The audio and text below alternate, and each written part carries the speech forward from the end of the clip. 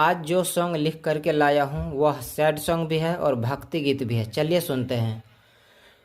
चल गलू दोसरा साथे धोखा दे के प्यार में, तू तड़पबू केहू के इंतजार में।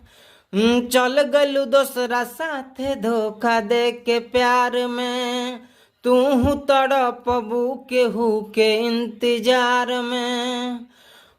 करी गलतिया जवन भी जग में वो करा त पाप पड़बे करी।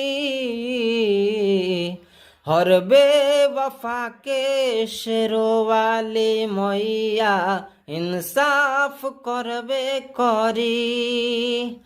हर बेवफा के शेरो वाली मैया इंसाफ करबे करी।